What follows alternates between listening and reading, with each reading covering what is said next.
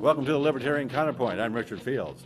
On the program today, we have Lee Welter and John Cameron, and we're on the air on Channel 17 Sacramento, on accesssacramento.org, Channel 17, and cable channels all over the place, at noon on Friday, 8 p.m. on Thursday, and 4 a.m. on Saturday. So take your pick, watch the show. In Venezuela, animals are starving in the zoo. People are starving in the streets. Grocery shelves are bare. Socialist President Nicolas Madura is now drafting people to do farm labor for 60-day stretches. What went wrong with this marvelous experiment in socialist government that Bernie Sanders was such a fan of? Well, I don't think anything went wrong. It turned out exactly the way socialist plans always turn out. Again everywhere. and again and and again, again right? and again over. And socialism How many works, times do we have to prove this? For about 5 minutes in geologic terms, and then it fails. And it has everywhere it's been tried, and it will fail everywhere it's been tried. Because the thing that people don't realize is the market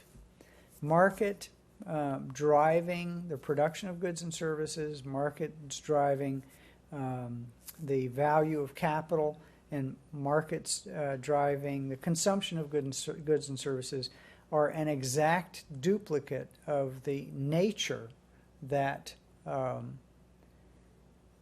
these socialists, especially the green socialists, love so much. And they don't realize that they've already had a plan presented to them that works absolutely perfectly to match resources and to create the best in all possible worlds over and over and over again, and that is nature as we know it.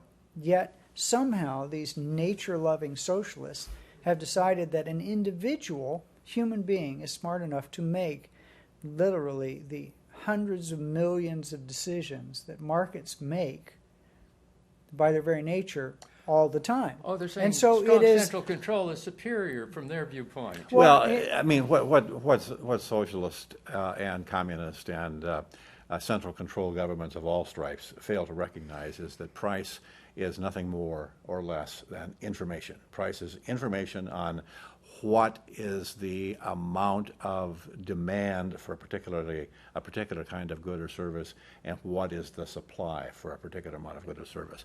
If the price goes up, more demand or less supply, and people will respond to a higher price. If the price of labor goes up for biscuit making, people will make more biscuits, and then the price of labor will stabilize. If the price of corn or wheat goes up, as an input into the makeup of biscuits, farmers will produce more wheat to make more money on their farms. If the price of wheat goes down, they'll plant more corn. It's simply information, and that information is what's missing in a socialist economy. It's just not there because there is no individual or group of individuals who are able to figure out what the price of everything should be. So prices are mandated. In Venezuela, we have a really good example of that. The price of oil has been mandated by Hugo Chavez until he died, and now by Nicolas Madura. And the price of oil has been going down, even though they, and they can't do anything about it. And since they can't do anything about it, they are, and that's the only thing they have going in the economy. They have not had the ability economically to switch into other forms of production, to produce different things. Venezuela is a rich country. It's got the largest oil reserves in the world, more than Saudi Arabia. Yes. well, with Saudi Arabia, you don't really know because they have a vested interest in keeping. Yes. Well, and the question is, are they lying on the low side or the high side? Who knows? And who knows? Until you drill a well in every square foot in Saudi Arabia, you're not going to find out. But let's go back to, we talked about animals starving in the zoo. What happens when there's in the African veld, there's a rain? What happens? The wildebeests go to the green pasture and they eat the green pasture, and then when they've finished eating it and there's no more pasture, they move to the next place where there's green pasture. And so if the wildebeest leading the herd make a mistake and don't get the herd to the next place where there's green grass growing, then many of the animals die. Some of them survive. And so the ones that survive are made stronger, and a different leader is in the herd. And that's what happens in a market economy. But what happens with socialism is you end up having the, as in, let's say, government. I'm going to sneeze in a minute, bear with me. Okay, I'll start talking. All right, now I'm back. So we have, instead of the strong leading, we have the culls leading. We have people in positions of power and authority who can't make it in a market economy, but by banding together and taking part of their inflated wage and putting it to political use, they manage to grab power. And so I like the lead-in that animals are starving in the zoo. If they weren't in the zoo, they'd find pasture. And the people that put them in the zoo are basically socialists because they're putting them in a little box and not letting them find pasture. And that's your lesson, folks. If you want to be an animal starving in a zoo, be a socialist. If you want to be a fat wildebeest, be a libertarian capitalist. And there's more to it than that, even. I mean, there's a certain emotional appeal to socialism. We are all socialists when it comes to the family. Children. From each according to their ability, to each according to their means. Who has more need than an infant? You got it. And Now, an infant will get need. all of Yes. its, totally based, their needs are entirely met. That same principle applies to the nuclear family. The same principle applies, in many cases, to the extended family. It can go as high as, say, the neighborhood or tribal level. But once it gets beyond the point where everybody doesn't know everybody, it breaks down. Because then you have an incentive to say, we will pretend to work and they will pretend to pay us. That's the Soviet the Union. Soviet motto. Union, and I forget what the term is. That was it. They would do absolutely nothing for the month, and then they would go crazy making their production quota last 2 days of the month. So their production quota was in factories wasn't based on quality; it was based on shoving whatever it was out the door. So unless it was a nuclear-tipped missile, the quality is pretty low. But that's where that phrase came from. As long as they're pretending that they're paying us, we'll pretend that we're working. Yeah. And it's an experiment that will be repeated over and over again because we all think in terms of nuclear family. We all think in terms of extended family. We all think in terms of how it works at home.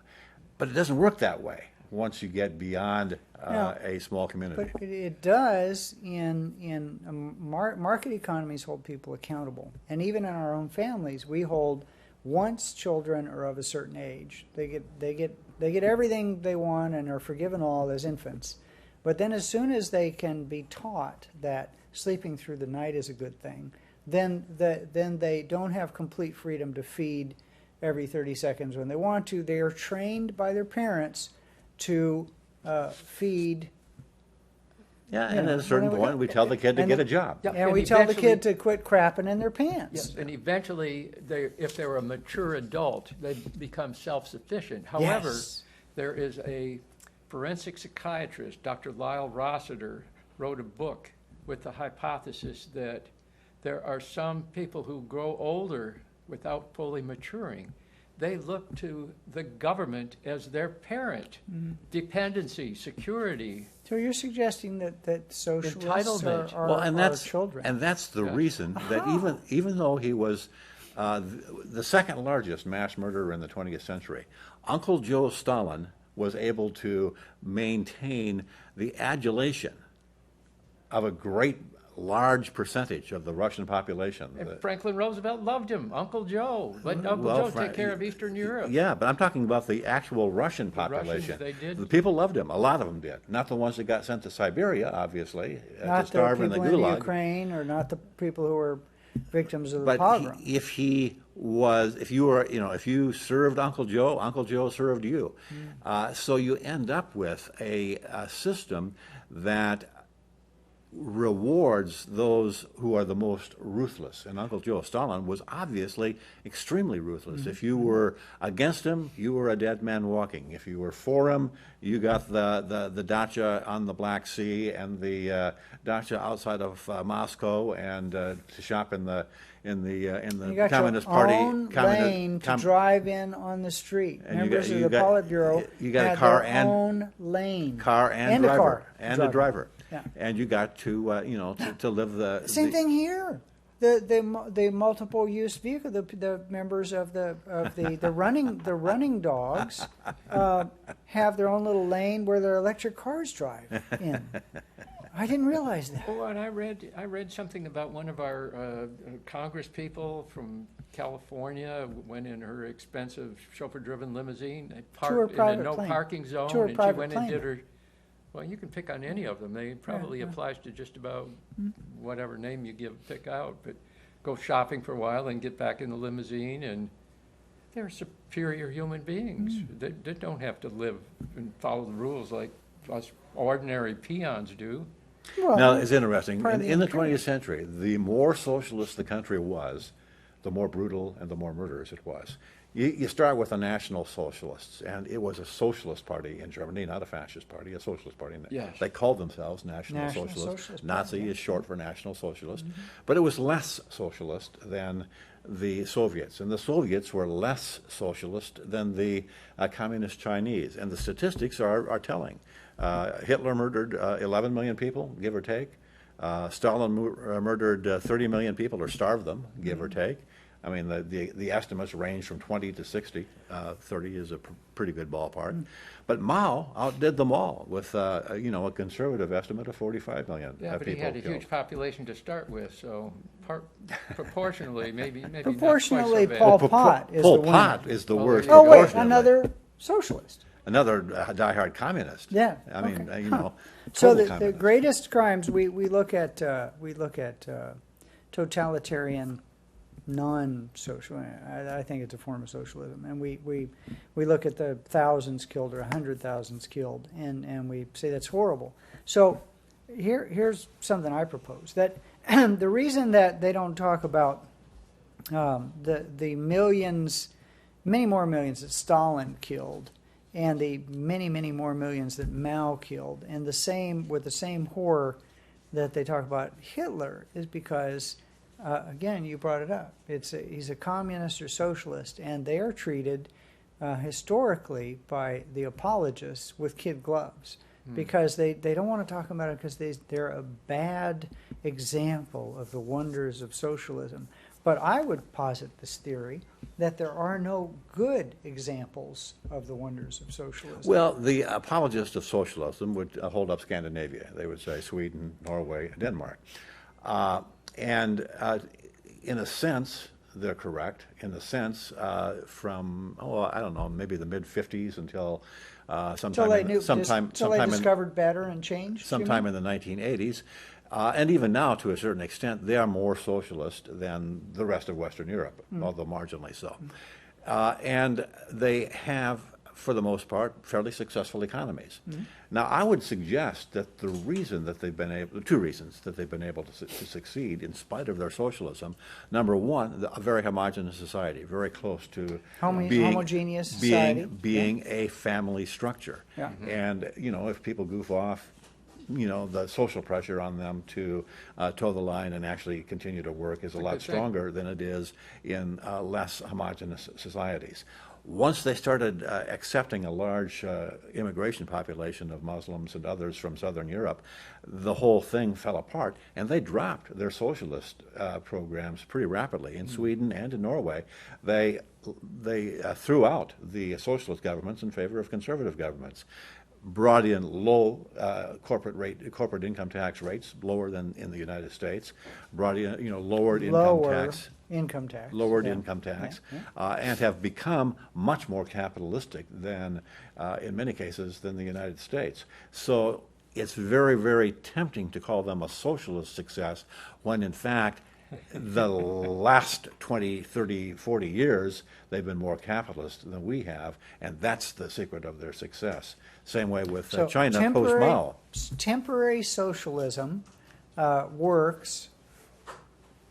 But why bother to take something that does work, which is nature, laissez-faire capitalism presents itself in nature. I'm not talking about in ancient human tribes because they were dictatorships, but I'm talking about nature.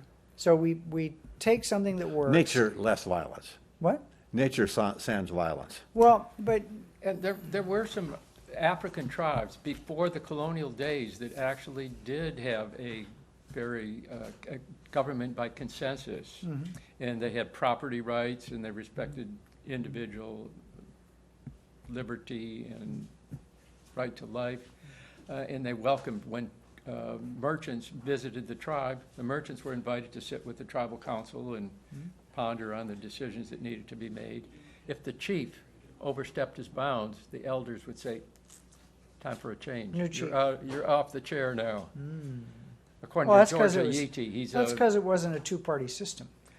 that's a possibility. Because then they'd keep the same clowns in power. Yes. Well, this came from George Ayiti, the George Mason economist whose early years were in Ghana. He was shown the incentives early in his life, and he decided, well, if I work at being a good student, maybe life could be better.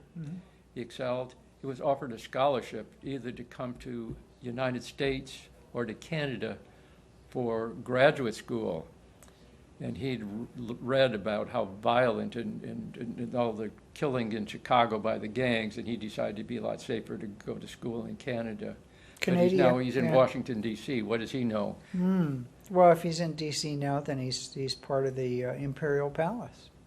So, I think the lesson here is that socialism can work for a little while, but why bother? Why bother putting handcuffs on a system that works forever, which is a market-based economy, which rewards thrift and rewards hard work and rewards original thinking and rewards risk-taking, and hamstring it with something called socialism temporarily, when we know, if we look at the world and we look at longevity and health and all the rest of that, there's a direct causation, not just correlation, between the more free economy and the health of the people.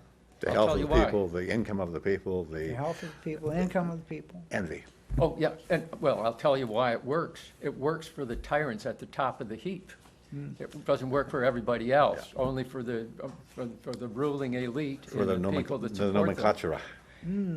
Yes, exactly. So could we draw parallels to the United States, do you think? Well, we could probably. Well, we're experiencing now a really clown show for a presidential election. We're looking at the Hillary Clinton machine in the pockets of Goldman Sachs and the Wall Street bankers. I don't think there's or any the Wall question. Street bankers and Goldman Sachs in Hillary's pocket. I don't think there's any question that they're No, I all. think- I think she's in their pocket. She's one of the puppets. I think she's very definitely one of their running dogs. I do see that hand disappearing up her. No. And can't we're say looking that. at another billionaire as the Republican candidate. And I've been maintaining for months now that what we're watching is Springtime for Hitler and the producers. We're looking at it. Hold on, this is my cue. Uh-oh.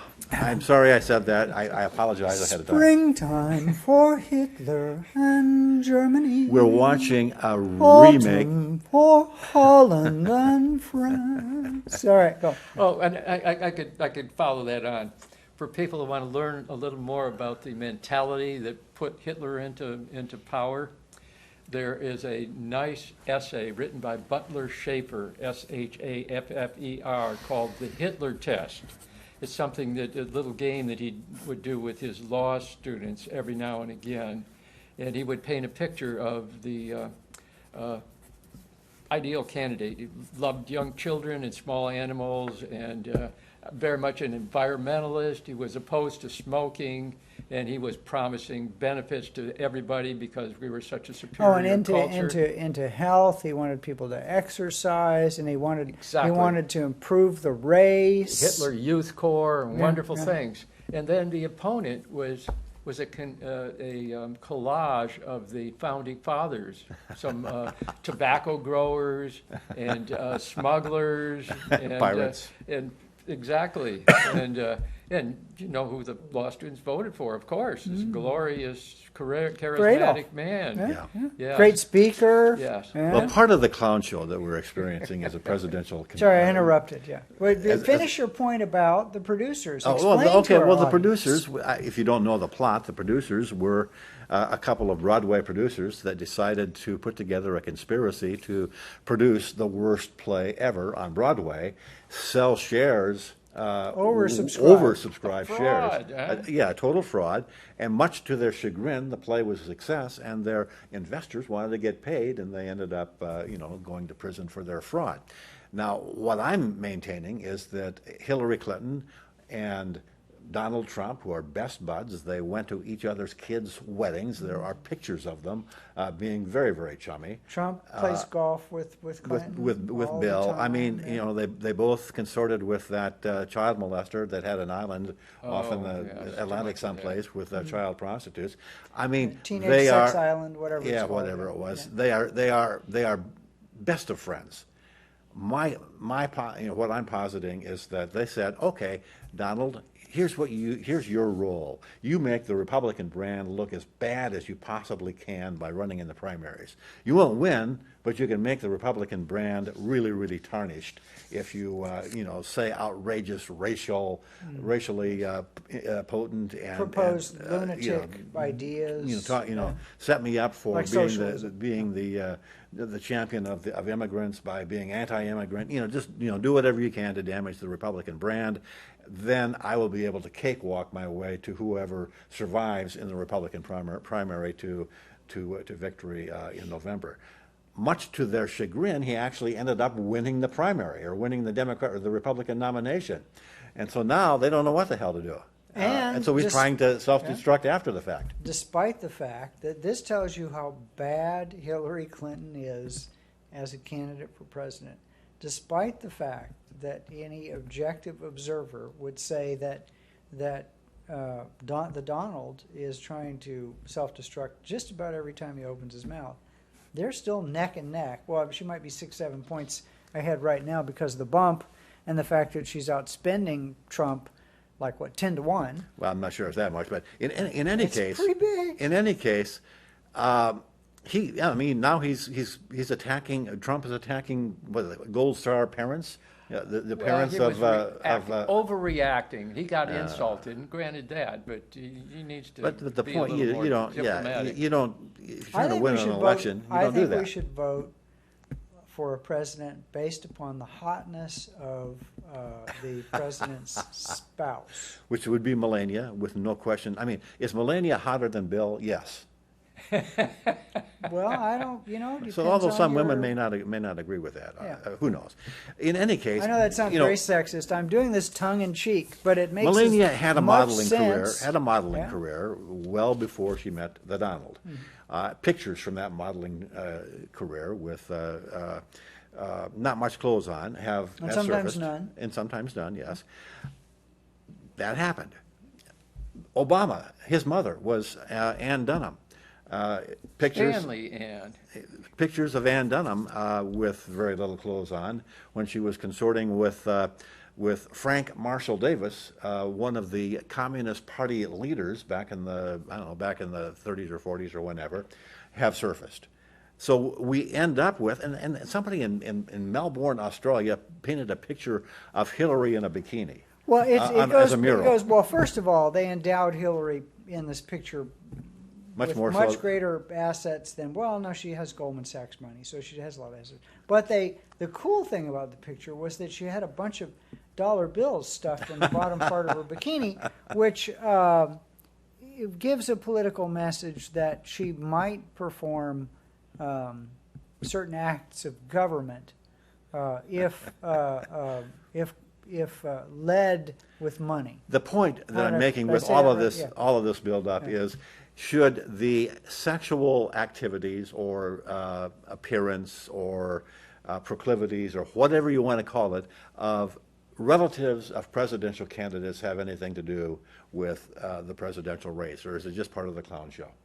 I don't think it should be a secret, but if the voters have any sense and intelligence about them, they're going to look at the important things. Is somebody of good character? Do their principles, oh yeah, that's right, libertarians, party of principle, that sort of thing. That's what I consider important, but unfortunately, our populace and voting populace is poorly informed. In fact, that's why Jonathan Gruber, who was instrumental in Obamacare, and James Carville, who's been a campaign director or guider for Democrats for so long, said they do it because the Democratic voters really aren't that it's bright. interesting you mention, you bring up James Carville. He's married to Mary Madeline. Mary Madeline Republican. once it became clear, as a Republican, and once it became clear that Trump was going to get the nomination, she switched her allegiance to the Libertarian Party and came out in favor of Austin Peterson, who nobody has ever heard of. Gary Johnson obviously went ahead and won the Libertarian Party nomination. However, he has a handicap. There are no pictures of naked relatives of his that have Of surfaced Gary Johnson's? of Gary's relatives, at least yet. They could fix that, don't they? They usually have the But there Where's are the- a lot of pictures of Gary Johnson in not many clothes, Well, himself. running marathon races and Swimming and- competing in Ironman. triathlon. Why don't the Republican? That's going to have to suffice. That's all he's got going. Well, probably because they're a good example. So we wouldn't put any good examples. There's got to be somebody in the family who has one of those bathtub pictures, you know, when they're 6 months old and they're just learn to splash around and just a possibility. We shall see. Anyway, we've got a really interesting and really pathetic presidential race, except for the one bright light. Gary Johnson and Bill Weld are running on the Libertarian ticket. They're polling at 12, 13%. They need to get at 15% to get in the debates. Well, They're- actually, I think the person that heads the debate committee has said if He they're might fudge a little. close, If- he might fudge in Yeah. their favor. Yeah. Of course, Which says they more about lie. that and they're probably not Trump supporters, I'm going to guess. That's part of it. I have some more optimism. There is a fascinating book written by Lawrence Lindsay, who was pretty influential in some of the presidential cabinets. Yeah, he was Treasury. And he was Or economic- Council of Economic he was Advisors. something in the Federal Reserve System at one time. Yeah. He wrote a book titled Conspiracies of the Ruling Class. And at several points in that book, he explained that close to 2/3 of our population are libertarian in principle. And They with that, understand. we're going to have to Gonna wrap give up. up. That's a great Because quote. that's a good That's a number, great 2/3. 2/3, Yeah, all right. 65%. That's the show. See you again next week, same time, same place on the Libertarian Counterpoint. Thank you very much for being part of the show. Well, we